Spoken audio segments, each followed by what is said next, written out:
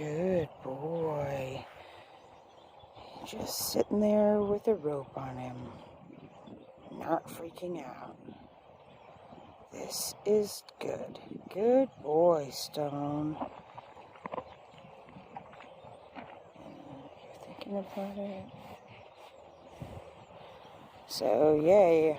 After a whole bunch of work, I was able to, this morning, taking time to get him in position, because we have this routine where he acts all like he doesn't know anything, and he's super scared, and he just wants to trot around in circles, and then he's like, oh yeah, I remember you.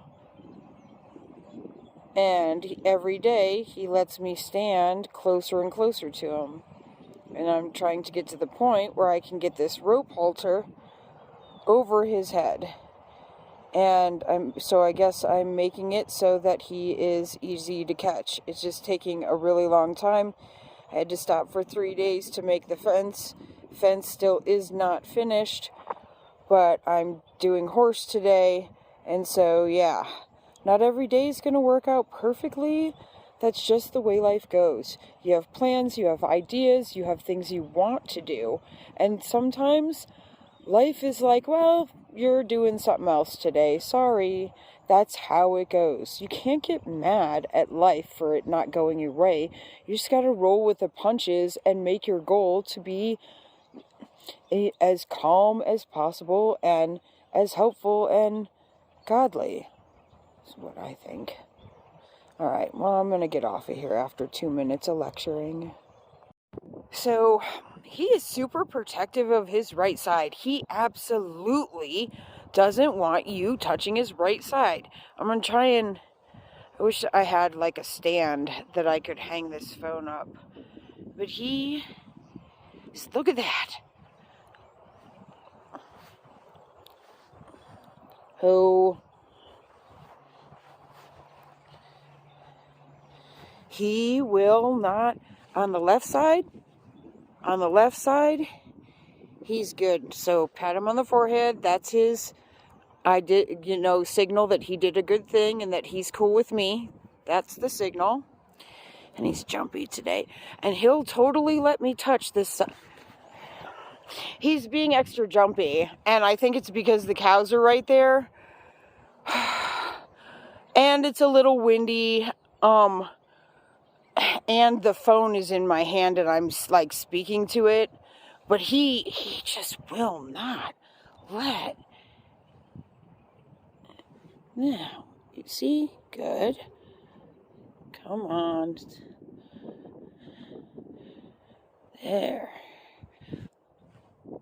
There we go. See? Okay. Good. There, I told it. That's his, your good signal. Now I'm going to go over here and try and touch him. And he won't let me. Well, so I'm trying to focus. I'm just trying to give an example of what's happening without the camera running. With the camera running, it's really difficult. I don't have a stand, and I don't want to ask anybody to stand out here and record me working with this horse so I can show my family what I'm doing. But he is so... You're not going to touch my right side. He lets me, like as you just saw in the last clip, left side, vehicle, it's all, actually. Anyway, I'm getting my right and left confused. But he's just so, I'm not doing it on that side. And that's the get on and ride 'em side. And the hook everything up side. And so... I'm just going to keep trying. I don't know. I'm carrying on. My apologies. Yes. I'm trying to be really calm. But I got that face halter on him. And I got it tied. He's doing really good. So without the camera, I can do stuff. And the whole herd of cows is all moving. So we've got distractions, but he's doing it. Yes. Yes. Oh, I can't wait to show everybody else. Okay, bye. Here we are. way over here by the south pasture with a halter on, whoop-de-doo, enjoying grass under the black walnut tree, whoop-de-doo. And he's just doing good as good can be. All right. This is an incredibly well-made harness. What is it called? The Velaphane is the collar? Varathane. Varathane, excuse me. Varathane.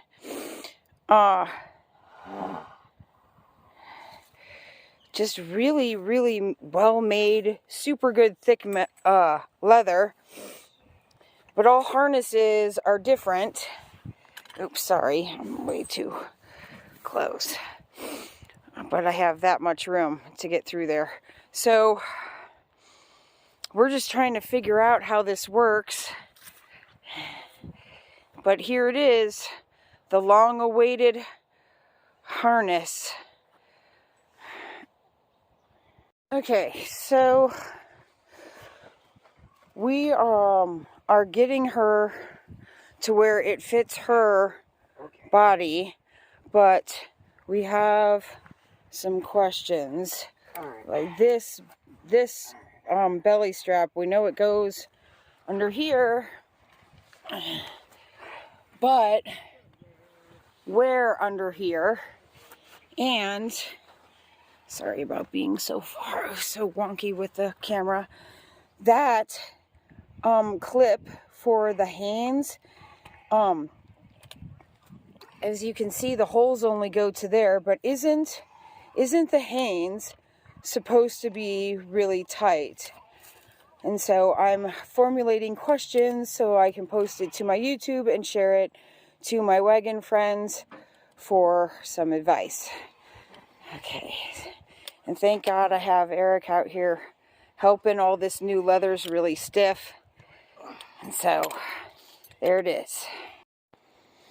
Okay, just got off the video chat with some really good wagon people that were willing to help me out. So grateful. So we know that we need to poke some holes in this, because this right here should be tight, but that whole section is for pulling teams, as well as this dangle right here. That is also, so all that comes off because she's only pulling a single. She'll be in shafts, and this is the stirrups from her shaft. I just got a whole bunch of really good advice. We have this kind of fitted to her. It's fitted more appropriately to her. And so we are going to get her ready and see how she does on the wagon. We need to bust the wagon out too. And it's not hurting her to sit and soak. She's been falling asleep really. And so, good girl, Scout. I'm going to bring you a carrot. You've been so good and patient with us, yanking all over you. Look at her sleepy face. Okay. Oops.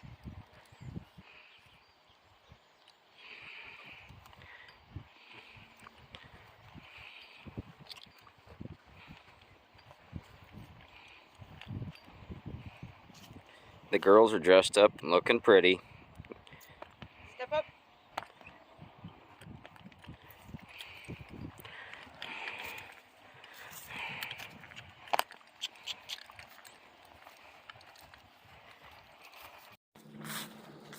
My wagon, but as you can see, there's a bunch of lumber in the way, so the men are going to move the lumber over. My wagon needs some minor work done to it. The brakes need improved upon. Really, actually, I think it's just this spring needs reattached, and the seat is only held in by nails, so those need actual screws, washers, and nuts. And then the wagon will be ready to go. I've got all my instructions. I'm going to sand on it some more. I don't like red. And so we're going to stain it wood color. And yeah, so here it is. And probably not today on the wagon, but soon. Very soon on the wagon.